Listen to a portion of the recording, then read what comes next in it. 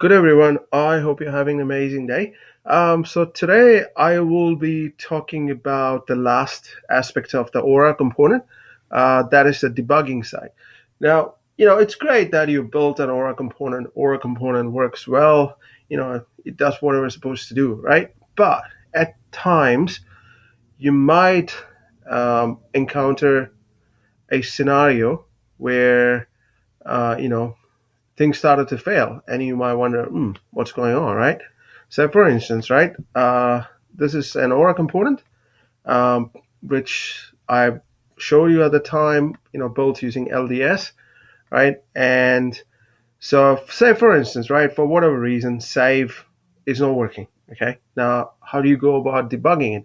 Obviously, you can't put, console.log, you can't modify an existing Aura component on the in the production, right? That's not a great approach to do it. So that's where the browser debugging tools comes very handy and is very useful. I mean, I personally like using the browser tool. I mean, you can use any browser you want. I mean, my favorite browser is Chrome. Some people can argue they can use Firefox. I do use Firefox at times because I at home computer, I don't use Windows, right? I'm not a big fan of Windows whatsoever. I use mostly Ubuntu because I have full control of operating system. That's why I use Ubuntu, right? So that being said, so I've installed the Chrome in this machine in this machine, right? So uh, so what I'm doing, I'm gonna show you how you can debug it, right? It's pretty straightforward. So what do you do? So you go to this, depending upon the operating system you are, but it's pretty much the same anyways, I presume, for the Chrome. So you go here, customize, and you go to more tools, and you go to developer tools, right? Okay, so this is okay. All right. So now you need to find out the name of the JS function which calls this save contact. So what I'll do, I will go to contact component here. So this is the one that calls. Say for instance,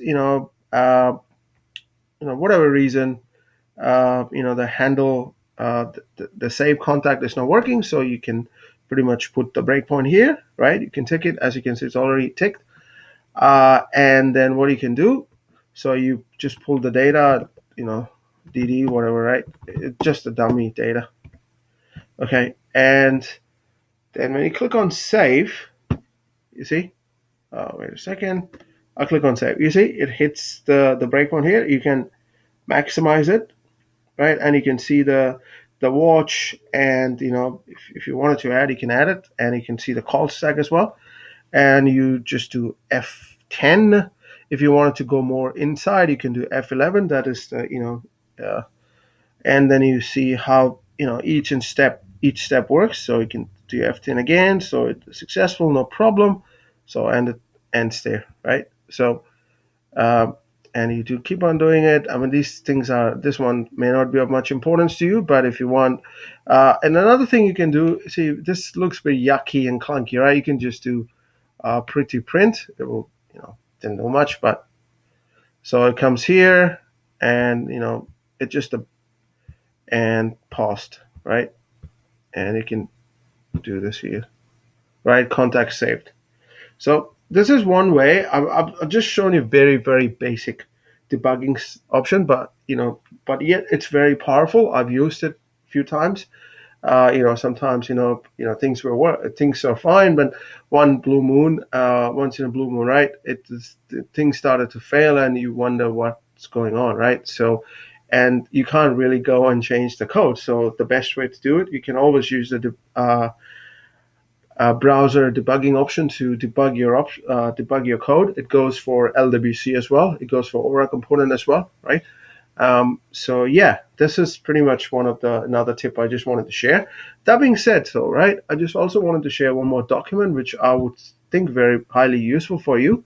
And I really like this part of the Salesforce though. They actually released this, the cheat sheet, which is fantastic in my opinion, right? So in my honest opinion, if you follow the cheat sheet, you're good to go with the Aura, right? You don't have to go through. If you are someone like me, I'm a pretty lazy person, right? That's why I build tools to make my life easier. So if you are in a hurry, right, for whatever reason, right, and you wanted to build Aura component, then you can go through the cheat sheet. It's pretty much explains, right, how to get started with Aura component.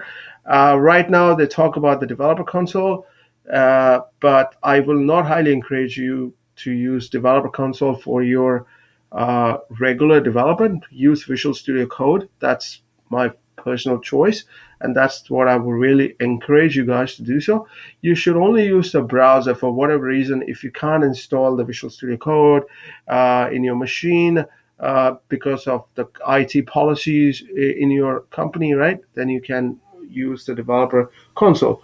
Also, you might have seen, you might have heard the news that we have Visual Studio Code on the web, uh, and use. I'm pretty sure that I'm not 100%. I'm not giving you this a official statement or anything. This is my intuition, right? That Salesforce might kill the developer console and make Visual Studio for Web as the official development IDE on the web, and probably it might based on persona based, right? So you might say, for instance, you log into Visual Studio Code and you install the extensions, and you can log into another computer and log in back, and every extensions will be back, right? So we just have to find out, right, how it works, right? I just had a quick look at Visual Studio Code and Web. The Salesforce extensions do not work at this stage, right? So they might bring it. So sorry, I digress, but I just wanted to mention that, right? If you are heading towards the Aura development, please do not use, developer console unless you have to. Okay, so these are the core elements. When you create a Aura component, you will get these um, uh, elements, right? Aura application. This is a root of an app source. Say, for instance, let me go and show you here. I'll just close it here and you go to developer console. Um,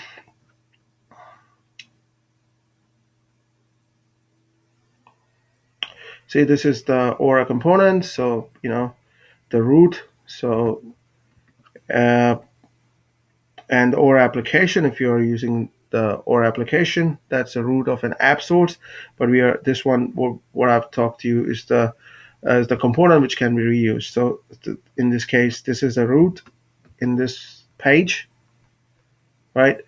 Um, and then you have Aura if, Aura iteration, Aura set. These are pretty handy. If you wanted to set the value of an attribute on a component reference, then you pretty much use the Aura set, right? Then you have different bundles. So for instance, right, when you create an Aura component, all of this information, the component bundle get created for you, nice and easy, right? So you have controller, helper, style, documentation, renderer, design, SVG, right? So um, and then you talked about the client side controllers, which that I showed you about the handle save, right? That's one of the client side controller. So and then you have events, right? If you wanted to communicate data across the app, you use the events, right? Which is pretty handy. Expression, this is most commonly used. And then we have more common JavaScript function. Okay, so one of the thing I would highly encourage, right, you to do so. Um, if you're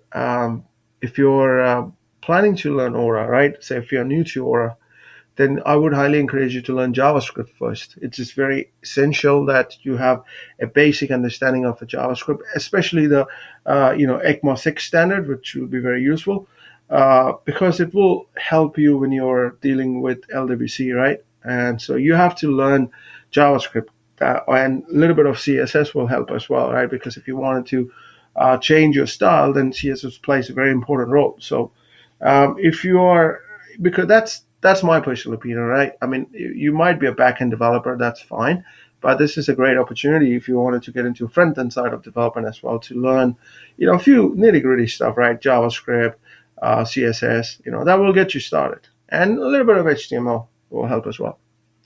And these are the core form, the used. So, and then if you wanted to see CSS, as I mentioned, this is a static resource. It's a core output. How do you output some stuff, right?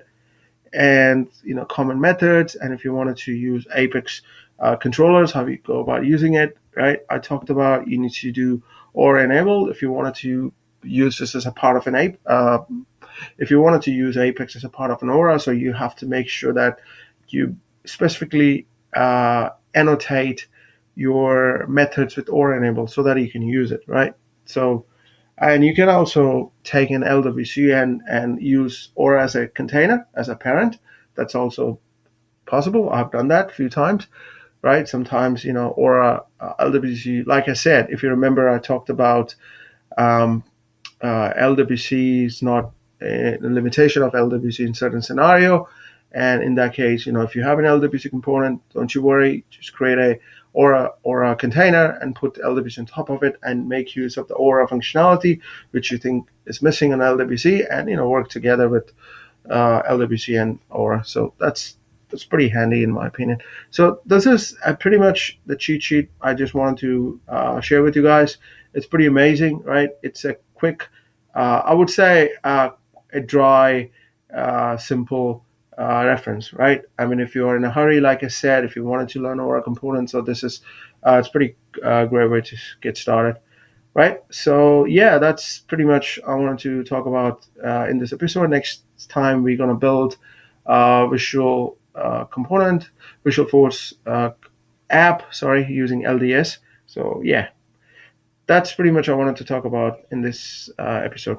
Greetings, adios, have a great Saturday.